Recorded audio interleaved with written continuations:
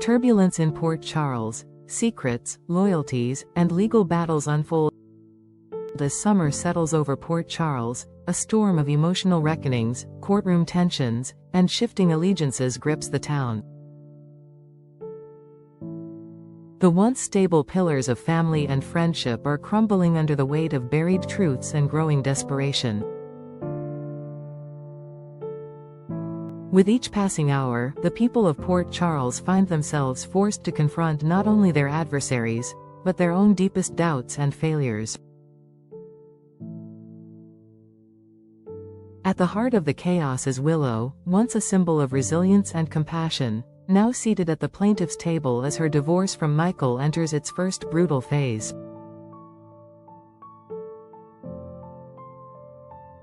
What was once a marriage built on the promise of redemption and healing has now decayed into a battlefield of silence, unspoken betrayals, and hidden motives. In the courtroom, every glance exchanged between them carries the weight of 1,000 fractured dreams. Michael sits with his legal team, stoic but tense, while Willow maintains a fragile composure, hiding behind carefully prepared statements and rehearsed answers. The bitterness between them is not loud, it's ice-cold, calculated, and deliberate. The collapse of their relationship is no longer personal.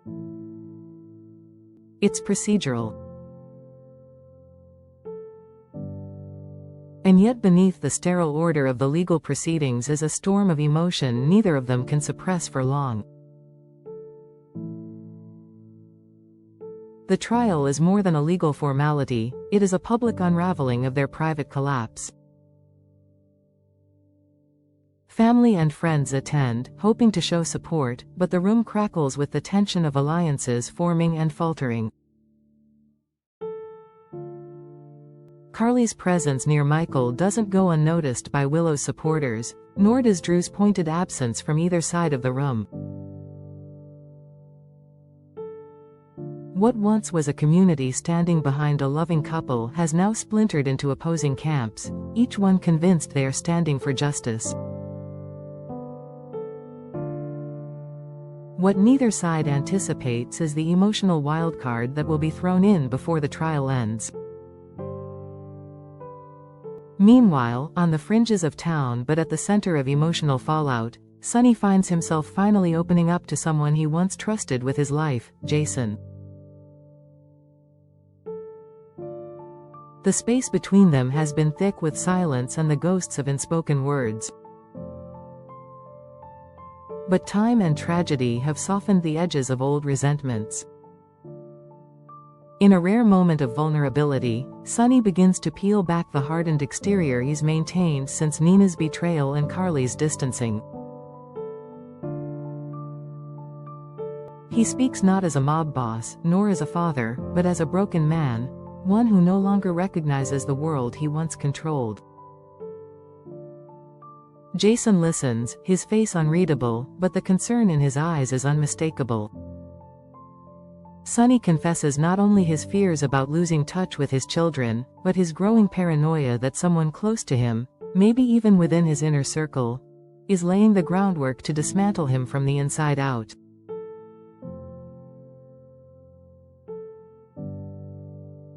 The man who once ruled Port Charles with silent command is now questioning every loyalty, and Jason's return may be the only thing anchoring him from spiraling deeper into darkness.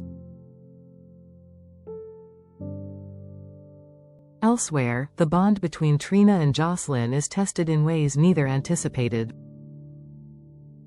As Jocelyn becomes the target of rumors, veiled accusations, and misinterpreted actions related to a university incident, Trina refuses to stand by silently. With the fierceness of someone who knows what it means to be misjudged, Trina steps into the public spotlight to defend her best friend, not just to peers, but to adults who should know better.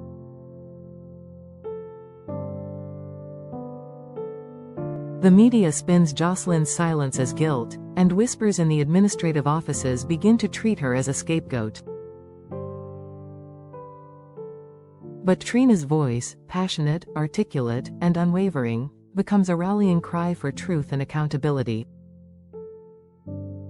Her defense of Jocelyn isn't just about friendship, it's about reclaiming control over narratives often manipulated by others.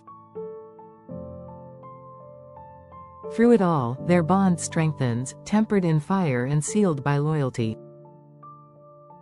Back in the realm of law and manipulation, Rick Lansing resurfaces in a way only he can, through pressure and veiled threats. With Alexis already burdened by her professional failures and the shadows of her past decisions, Rick's sudden re-entry into her life is nothing short of toxic. He knows exactly which wounds to reopen and which regrets to exploit. Under the guise of seeking legal counsel or advice on ongoing litigation, Rick pushes Alexis toward a precipice she thought she had long since stepped away from. He demands cooperation with a case he claims has ties to the very courtroom where Willow and Michael battle. The lines between professional integrity and emotional blackmail blur as Alexis tries to decipher Rick's true agenda.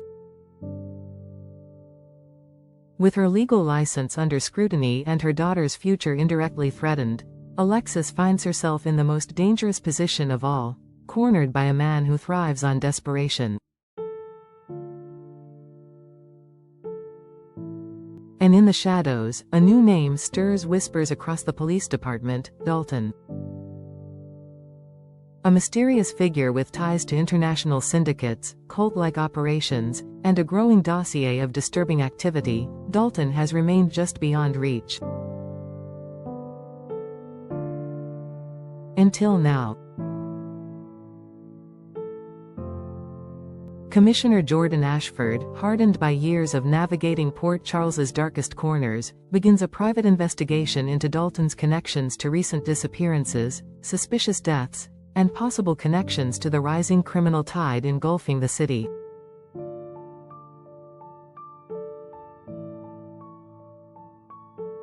What begins as a search for background information soon unravels into a sprawling web of connections involving not only Sonny's territory, but also lesser-known figures whose names have quietly popped up in financial records and backdoor dealings.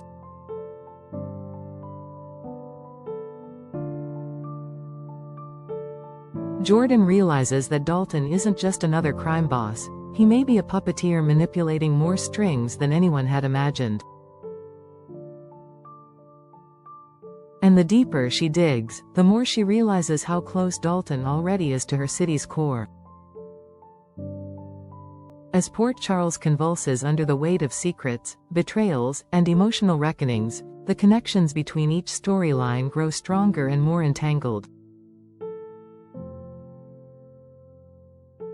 Willow and Michael's divorce might seem like a personal tragedy, but it becomes the lens through which the community must confront its own divisions. Sonny's struggle to trust again echoes through Jason's quiet return and the dangerous implications of Dalton's looming threat. Trina's fierce loyalty to Jocelyn reminds the town that not all battles are fought with fists or lawyers, and Alexis's precarious situation reveals that justice can be as vulnerable to manipulation as any human heart.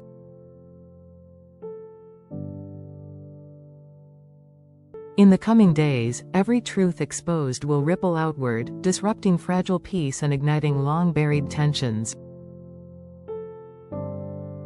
And in Port Charles, peace is always temporary. The real question is, who will rise from the fallout, and who will be destroyed by it?